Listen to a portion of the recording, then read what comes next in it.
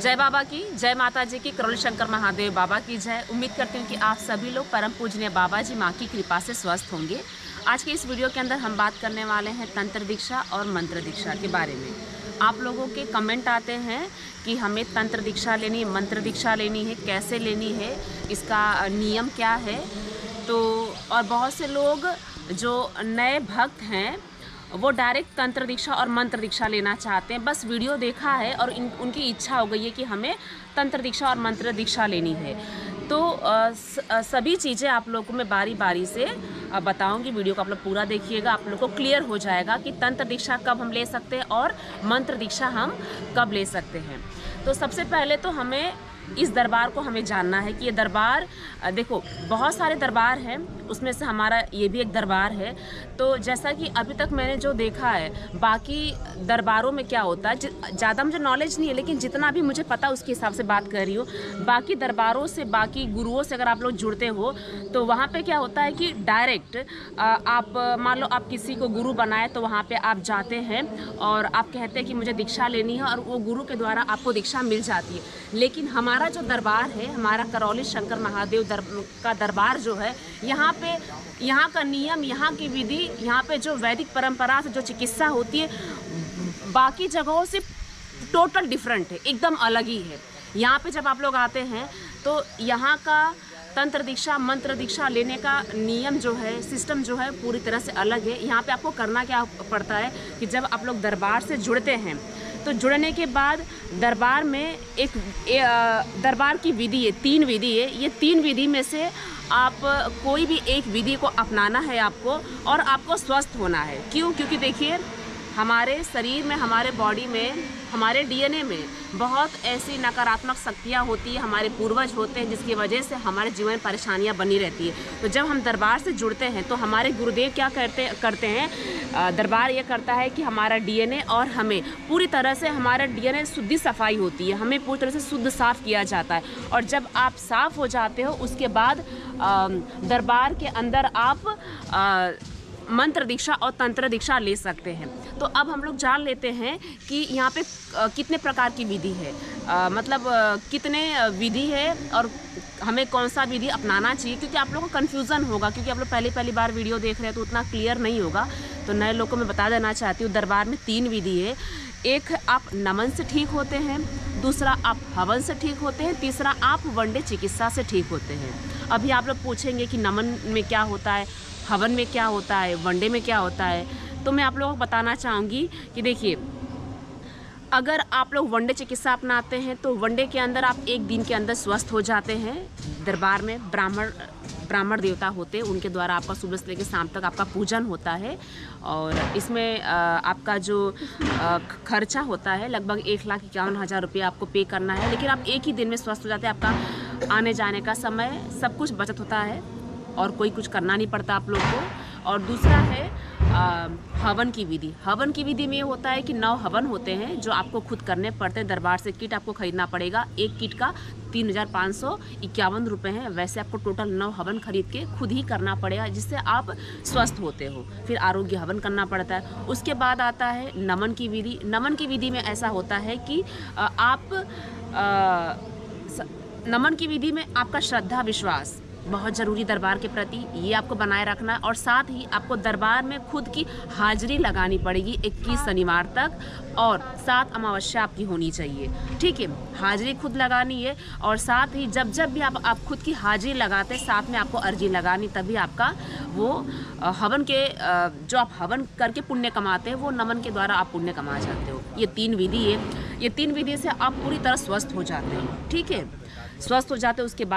उसके बाद है काला जादू है, स्मृतियां हैं। फिर आपका अगर 9 हवन किया है तो आरोग्य हवन करना पड़ेगा। ऐसे करके विधियां बहुत है। मैं इसका स्पेशल एक वीडियो बनाऊंगी, आप लोग ऊपर देख लीजिएगा। अब करते हैं मंत्र और तंत्र दीक्षा के ऊपर हम बात करते हैं। तो दरबार की विधि अपनाने के बाद आप पूरा स्वस्थ हो जाते हो। स्वस्थ होने के बाद सबसे पहले दरबार आपको मंत्र दीक्षा देता है। उसके अंदर हमारे गुरुदेव के द्वारा, करौली शंकर महादेव बाबा के द्वारा आपको एक मंत्र मिलता है। वो मंत्र आपको जपना रहता है। 1.25 लाख जप करना है, 1,25,000 आपको जप करना है। वो जपने के बाद आपको उसका दशांश निकालना है, ठीक है। दशांश निकालने के बाद आपका जो मंत्र, गुरु मंत्र जो मिला है, जो मंत्र मिला है गुरुदेव के द्वारा, वो सिद्ध हो जाता है। वो सिद्ध होने के बाद आप रेडी हो जाते हो तंत्र दीक्षा के लिए, जहाँ पे जैसे हमारे गुरुदेव करौली शंकर महादेव बाबा लोगों को ट्रीट कर रहे हैं, लोगों को ठीक कर रहे हैं। जो जो तरह की ट्रीटमेंट आप दरबार में देखते हैं और जो वैदिक परंपरा के हिसाब से जो ये हो रहा है हमारे दरबार के अंदर, चिकित्सा हो रही है, तो जैसे हमारे गुरुदेव कहते हैं वैसे हम भी कर सकते हैं। गुरुदेव कहते हैं चमत्कार जैसी कोई चीज़ नहीं है, सब कुछ नियम से होता है। तो दरबार में आप जैसे ही मंत्र दीक्षा लेते हैं, आपका दशांश पूरा हो जाता है। दशांश करने के बाद आप रेडी होते हैं तंत्र दीक्षा के लिए। तो जो तंत्र दीक्षा है इसके अंदर आपको करना क्या रहता है, अब उसके ऊपर बात कर लेते हैं, क्योंकि आप लोग का बहुत से लोग हैं जो मानव कल्याण करना चाहते हैं कि हम समाज सेवा करें, और हमारी भी बहुत यही इच्छा थी कि हम करें, लेकिन हमें समझ में नहीं आता, क्योंकि इतनी जो नकारात्मक माहौल में हम रहे हैं, जो नकारात्मक एनर्जी हमारे साथ रही है, वो कभी बुद्धि हमारी खुलने दी नहीं, समझ में आया ही नहीं। बस था कि करना है, लेकिन कैसे करें, क्या करें, ये समझ में नहीं आता था। लेकिन जब दरबार मिला, हमारे गुरुदेव मिले, तो बुद्धि साफ हुई, तो क्लियर हुआ। हमारे गुरुदेव कहते हैं जैसे जो हमारा जो दरबार जिस तरह चिकित्सा कर रहा है, वैदिक चिकित्सा जो हो रही है वैदिक परंपरा के हिसाब से, तो इसे उसी तरह मतलब ये सबसे बड़ी मानव सेवा है। सबसे बड़ा, अगर मानव कल्याण करना चाहते हैं तो जो तंत्र दीक्षा के थ्रू जो हम सेवा करते हैं, उससे बड़ी, उससे उच्च कोई भी सेवा नहीं है। तो गुरुदेव के मिलने के बाद बहुत चीज़ें समझ में आई, क्लियर हुआ। तो आज दरबार में हमने भी तंत्र दीक्षा के लिए अप्लाई किया, और बाबा माता गुरुदेव की कृपा से हम भी सिलेक्ट हो गए हैं उसके अंदर। अब उसके अंदर करना क्या पड़ता है, तो तंत्र दीक्षा लेने के लिए आपको जो पहले आपको मंत्र दीक्षा मिली थी उसका दशांश निकाल लेते हो, तो आप रेडी हो जाते हो तंत्र दीक्षा के लिए। तो तंत्र दीक्षा लेने के लिए आपको अपना आवेदन देना है कि हम भी तंत्र दीक्षा लेना चाहते हैं। सबसे पहले आप लोग को यही काम करना है, और उसके अंदर एक पेज आपको चाहिए। उस पेज पे आपका नाम होना चाहिए, आपका पता होना चाहिए, आपका मोबाइल नंबर होना चाहिए, ठीक है। ये 2-3 चीज़ आपसे पूछते हैं, और आपका पर्पस क्या है, आप तंत्र दीक्षा क्यों लेना चाहते हैं, कारण क्या है। तो कोई मानव कल्याण करना चाहता है, या फिर जो भी आप अपना कल्याण करना चाहते हो, परिवार का कल्याण करना चाहते हो, आपका मकसद क्या है तंत्र दीक्षा लेने का, तो वो आपको फिलअप करके दरबार में फॉर्म जमा कर देना है। और पूर्णिमा के दिन, हर महीने पूर्णिमा आती है, उस पूर्णिमा पे पहले मंत्र दीक्षा दिया जाता है, उसके नेक्स्ट डे तंत्र दीक्षा दिया जाता है। तो आप लोग को लाइन में लग के तंत्र दीक्षा गुरुदेव के द्वारा दिया जाता है। और उसके अंदर भी जब आप लोग फॉर्म सबमिट करते हो ना, तो जब आपका सिलेक्शन हो जाता है दरबार में, जब आप लोग तंत्र दीक्षा के लिए आते हो, तो गुरुदेव के द्वारा आपका सिलेक्शन होता है, चेक किया जाता है कि आपके अंदर आप पात्र हो कि नहीं। तंत्र दीक्षा ऐसे ही नहीं मिलती, इसके लिए भी हमारी योग्यता है कि नहीं। सबसे बड़ा, अगर तंत्र दीक्षा लेना चाहते हो तो जो मैंने चीज़ अनुभव किया वो आपको साथ शेयर करूंगी। तंत्र दीक्षा के लिए आपके भाव बहुत मायने रखते हैं। जैसा आपका भाव अगर आपके निर्मल है, शुद्ध है, अच्छे हैं, तो तंत्र दीक्षा तुरंत आपको मिल जाएगी।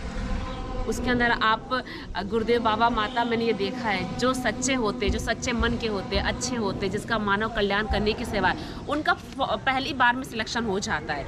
अगर भाव में जरा भी गड़बड़ी आई, सिलेक्शन तो सभी का होता है, लेकिन 3 बार, 4 बार, 5 बार लोगों को थोड़ा हर पूर्णिमा पे आके देखना पड़ता है। लेकिन बाबा माता की कृपा से हमारा फर्स्ट टाइम ही हो गया, क्योंकि हमारे पहले से ही भाव ऐसे थे कि हमें मानव कल्याण करना है, मानव कल्याण करना है, और कुछ नहीं चाहिए। जो एक लालच होती ना, हर एक इंसान के अंदर एक लालच होगी, हमारे अंदर भी एक लालच है। लालच यही है कि लोगों का भला करना, लोगों का मतलब लोग खुश होने चाहिए, अपने जीवन में सुखी होने चाहिए, एक पुण्य पाने का एक लालच है।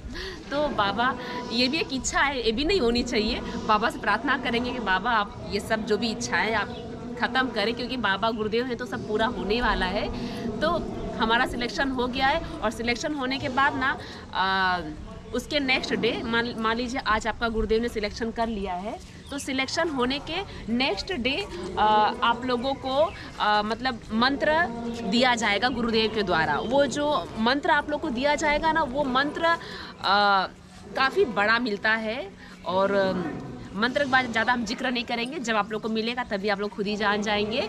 तो तंत्र दीक्षा के लिए एक यूनिफॉर्म मिलता है, वो यूनिफॉर्म मैं आप लोग को दिखा देना चाहती हूँ। जब आपका सिलेक्शन हो जाएगा ना, उसके नेक्स्ट डे आपको जो यूनिफॉर्म मैं दिखा रही हूँ, हमारे साथ में है राधा पलक जी, आप देख सकते हो, और इनका यूनिफॉर्म आप लोग देख सकते हो। और ये यूनिफॉर्म जो है ये दरबार से आपको मिलेगा। सिलेक्शन होने के बाद जब गुरुदेव आपको सिलेक्ट कर लेंगे कि आप लोग तंत्र दीक्षा के लिए आपका चुनाव हो चुका है, तो नेक्स्ट डे आप लोग को आपका जो रिचार्ज कार्ड रहेगा उसी पे आप लोग को इस तरह का गाउन मिलेगा जो 450 रुपये का है। और जितने भी तंत्र दीक्षित भक्त हैं वो सभी लोगों को ये गाउन लेना कंपलसरी है, लेके और के लिए। और जब आप लोग मंत्र दीक्षा लेते हैं ना, तो उसमें आपको किट मिलती है। किट के अंदर शिवलिंग रहेगा, मालाएं रहती हैं, एक जपने वाली, एक पहनने वाली, और ये कपड़ा मिलता है। तो ये कपड़ा मतलब पीले कलर का वस्त्र है जो पीताम्बर होता है, तो ये मिलता है। और तंत्र दीक्षा में आपको ये लेना पड़ता है, ठीक है। 450 रुपये का है, लेकिन इतना पहनने के बाद जो हम निखर के जो दिखने लगते हैं, जो लुक आता है ना, वो आपको क्या बताएं, आप लोग खुद ही देख सकते हो। बहुत ही सुंदर ये ड्रेस कोड है हमारा। और जब भी तंत्र दीक्षा वालों का कुछ सम्मेलन होगा या कुछ भी कोई प्रोग्राम होगा तंत्र दीक्षा वालों का, तो हमें इसी यूनिफॉर्म में हमेशा रहना है, ठीक है। एक तरह से बोलो तो तंत्र दीक्षित के लिए ये एक यूनिफॉर्म है। बिल्कुल, ये तंत्र दीक्षा वालों का यूनिफॉर्म है। तो ये लेने के बाद आप लोग को दरबार में लाइन से बिठाया जाता है। लाइन से बिठाएंगे, फिर गुरुदेव का आगमन होता है। फिर तंत्र दीक्षा के बारे में गुरुदेव हमें कुछ प्रवचन देंगे, हमें ज्ञान देते, हमें समझाते हैं, भाव के बारे में बताएंगे, सोच के बारे में बताएंगे, तंत्र दीक्षा का महत्व बताएंगे, तंत्र क्या है, व्यवस्था क्या है, मतलब बारीक बारीक चीज़ें हमें क्लियर हो जाती है। जो थोड़ी बहुत भी कुछ गंदगी या कुछ फंसा रहता है, ज्ञान नहीं रहता, सब कुछ उस दिन आपको क्लियर हो जाएगा। तो ये होने के बाद फिर स्टार्ट होता है। गुरुदेव हमें पास बुलाते हैं, वहाँ के सेवक खड़े रहेंगे, हमको फूल दिया जाता है, बाबा के पास जाना रहता है। वहाँ पे बाबा के पास चरण पादुका रहती है, उनको प्रणाम करना है और आपका नाम बताना है। और जब आप लोग मंत्र दीक्षा लेते हो ना, तो उसके बाद हमारा जो नाम है ना वो चेंज हो जाता है। मान लीजिए मेरा नाम माही है, तो मेरा नाम हो गया राधा माई, इनका नाम है पलक, तो इनका नाम हो गया है राधा पलक। और वैसे कोई पुरुष है, मान लीजिए कोई जेंट्स है, उनका नाम जितेश है, तो नाम हो गया है जितेश रमन, ऐसे करके। तो और जब आप बाबा के सामने तंत्र दीक्षा के लिए जब जाते हो, तो आपको अपना नाम बताना है हाथ जोड़ के, और वहाँ पे बोलना है राधा माही, आपका जो नाम होगा वो बोल देना है। और जो पुष्प आपको सेवकों दिए रहेंगे बाबा के ऊपर चढ़ा देना है। बाबा से आप प्रार्थना पूजा कर लीजिए। फिर वहाँ पे पर्ची रखी रहेगी, है ना, उसमें से एक पर्ची आपको उठा लेनी है, उसमें मंत्र रहता है, वही मंत्र रहता है।